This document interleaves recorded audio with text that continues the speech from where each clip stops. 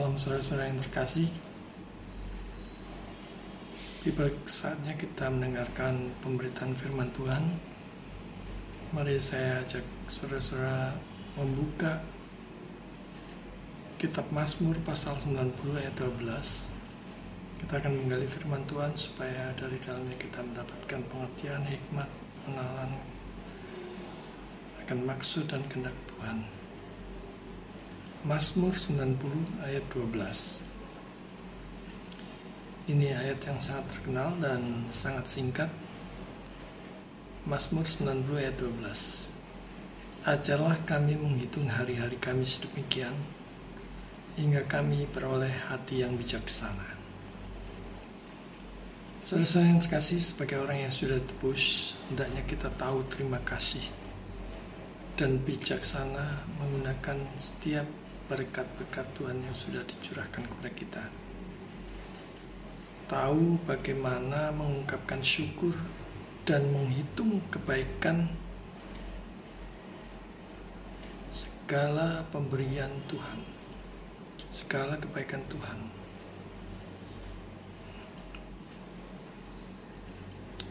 Menghitung segala kebaikan itu disukai oleh banyak orang. Jadi kalau orang tahu terima kasih, tahu bersyukur terhadap pemberian, itu akan disukai oleh banyak orang. Demikian juga yang tahu terima kasih dan selalu menghitung betapa banyak dan melimpahnya kasih setia Tuhan di dalam hidup ini. Tuhan selalu menyertai dan melindungi dia. Khususnya yang dinyatakan di dalam Yesus yang telah mati di salib, menggantikan dan menebus setiap orang yang percaya kepadanya. Sementara hikmat, kebijaksanaan diperlukan dalam setiap akan melangkah dan mengambil keputusan dalam hidup ini. Hari ini melalui Mazmur kita belajar banyak hal. Yang pertama, saudara, ajarlah kami. Kita sadar sebagai orang berdosa memerlukan ajaran dan didikan Tuhan. Walaupun didikan orang tua, didikan sahabat-sahabat kita, paman kita, orang-orang tua, juga ada beberapa yang baik. Tetapi yang terbaik adalah ajarlah kami. Ajaran, didikan Tuhan itulah yang terbaik. Didikannya adalah yang terbaik, sekalipun kita mungkin saat itu, saat mengalami diajar oleh Tuhan, dididik oleh Tuhan, diproses oleh Tuhan, dibentuk oleh Tuhan, merasa tidak nyaman dan terkadang mungkin sampai seolah-olah tidak kuat lagi, tidak tahan lagi. Bahkan sempat meragukan cinta kasih Tuhan terhadap diri kita. Suasana natur kita sebagai orang berdosa, kecenderungan kita adalah pada hal yang jahat. Di dalam hal berpikir sekalipun juga dipengaruhi oleh yang jahat, dipolusi oleh yang jahat. Saat kita menyimpang, hanya Allah yang sanggup meluruskan kita.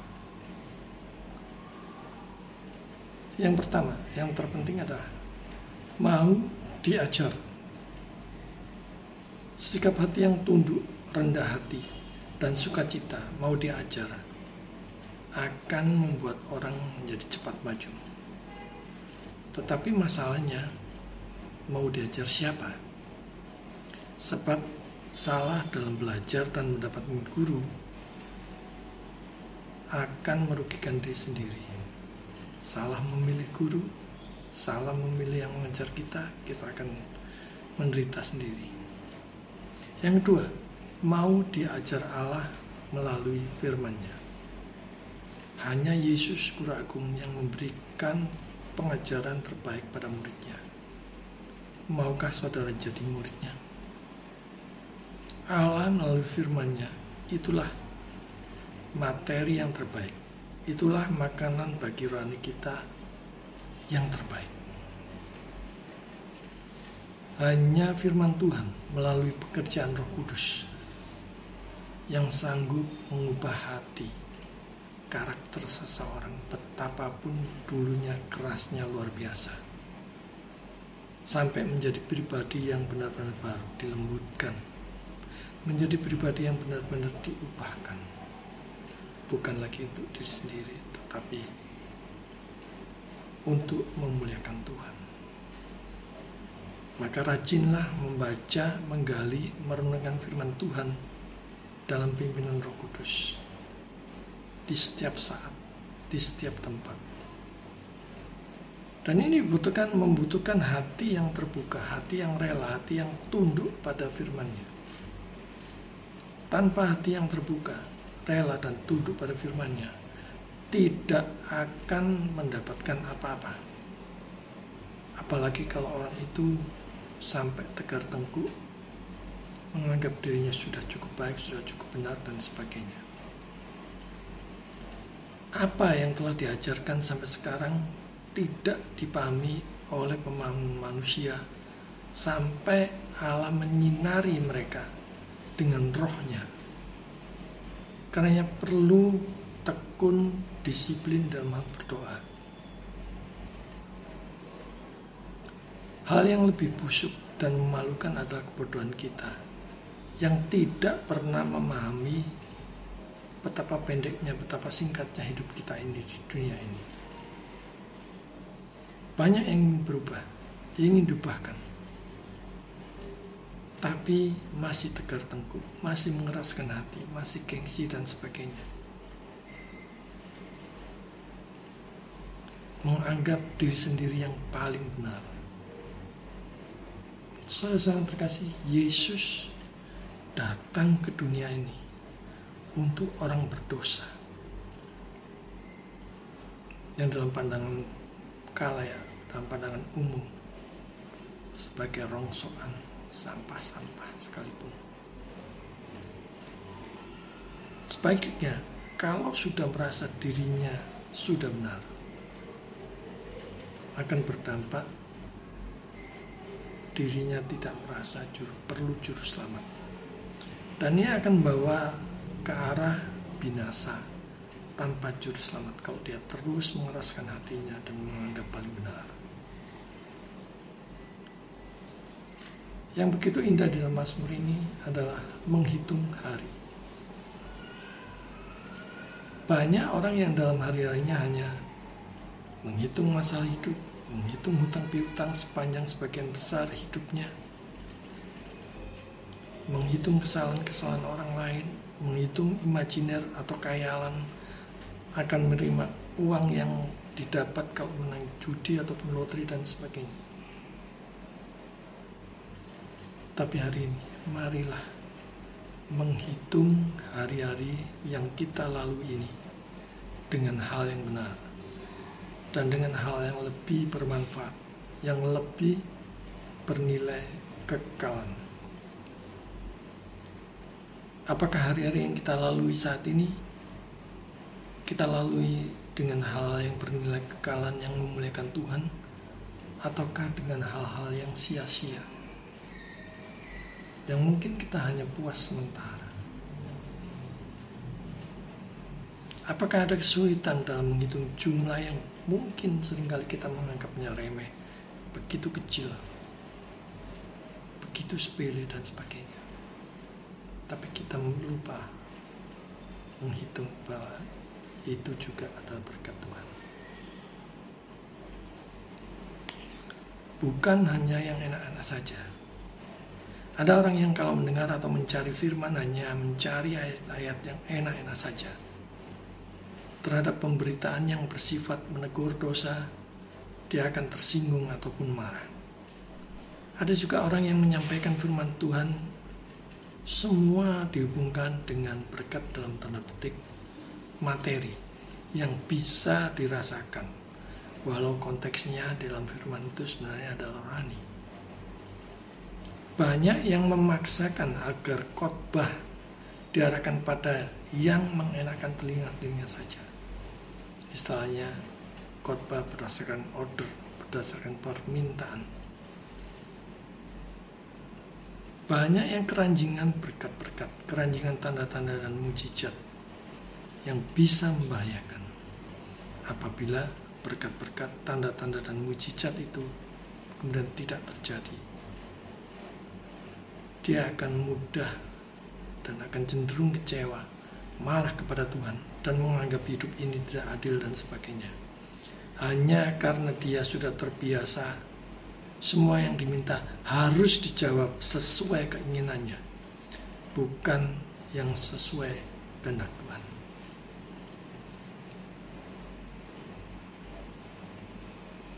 Bukan juga hanya berkat-berkatnya.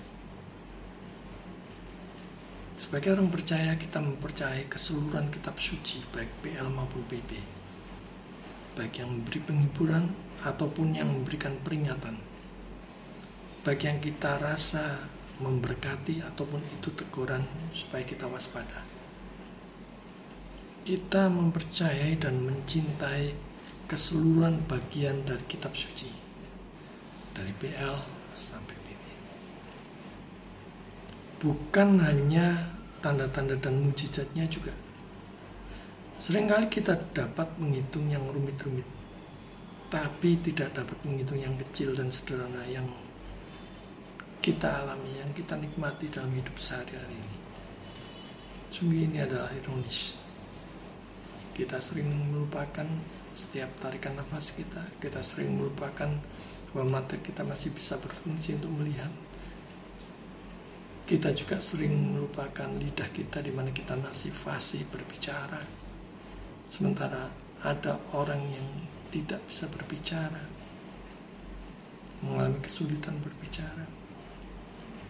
Kita juga sering lupa terhadap apa yang kita masih bisa mendengar dengan baik, dengan jelas, dengan jarak yang cukup jauh sekalipun. Kita bahkan melupakan kesehatan yang masih Tuhan berikan, sehingga kita sampai saat ini masih bisa melihat seri khotbah,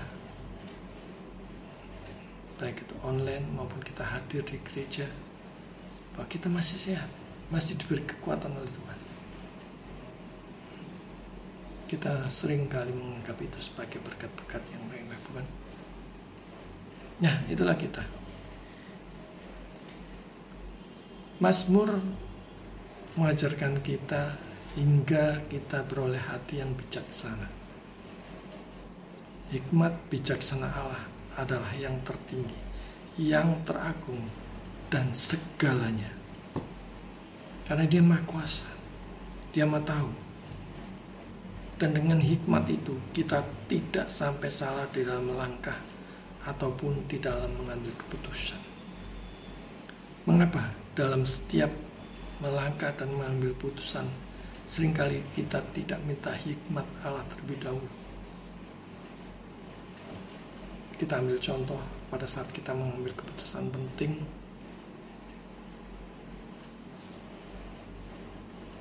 menerima teman hidup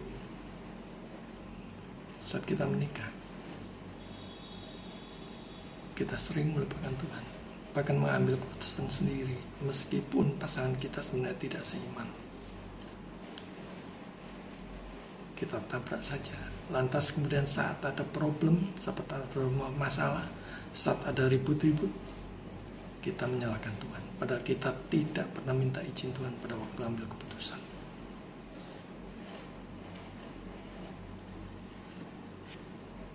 Hikmat bijaksana yang bukan dalam pandangan sendiri.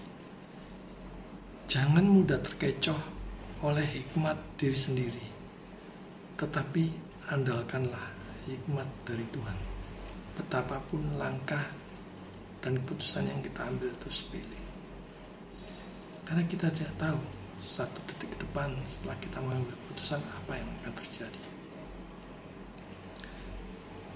Renungkan saudara, apa yang kita harapkan dari hikmat diri sendiri sebagai orang berdosa, sebagai orang yang membutuhkan juru selamat. Semua yang ada dalam tubuh kita ini, baik pikiran, hati, sikap, kata-kata, motivasi, tidak ada satupun yang tidak tercemar, tidak terpolusi oleh dosa.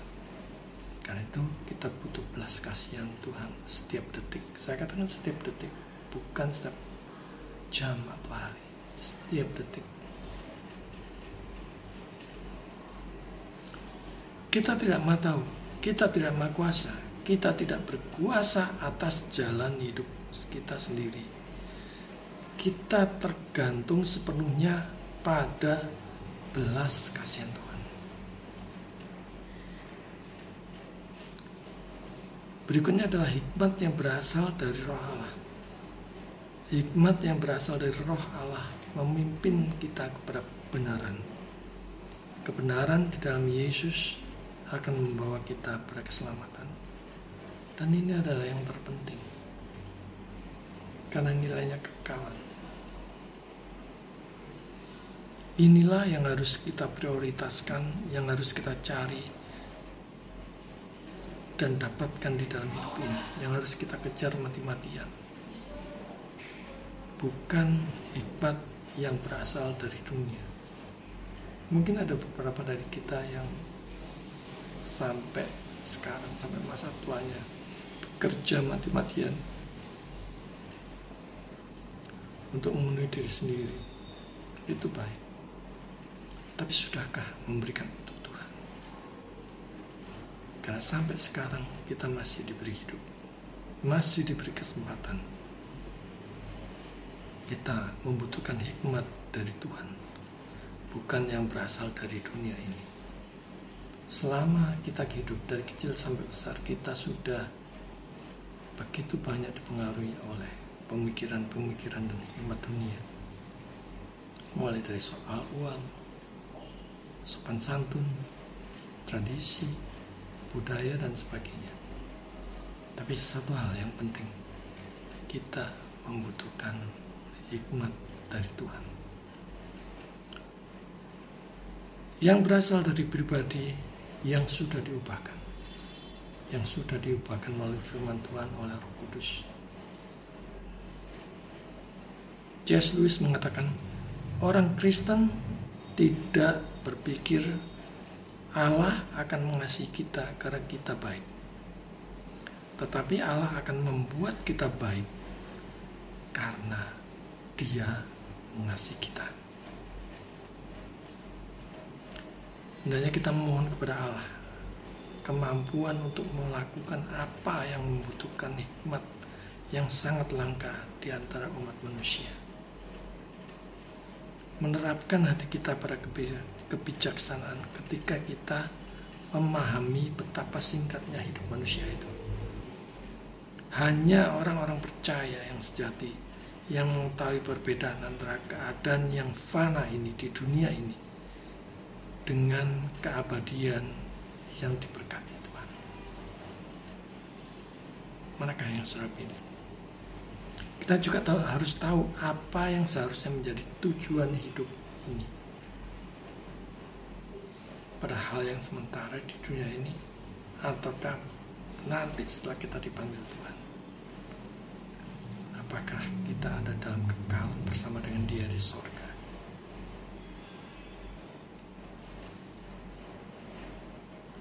Mereka yang mengetahui akhir dirinya, yaitu kematian itu sendiri, dituntun untuk mempertimbangkan tujuan besar keberadaan manusia di dunia ini, agar dia dapat bercita-cita untuk mendapatkan hadiah dari panggilan sorgawi.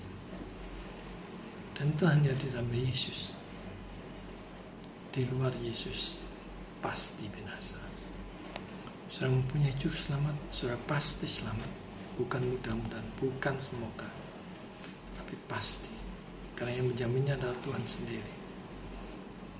Tapi kalau saudara tidak mempunyai Yesus, tidak mempunyai juru selamat, saudara pasti binasa tanpa juru selamat. Biarlah hari ini kita diajar, diproses, dibentuk untuk menghitung segala kebaikan Tuhan.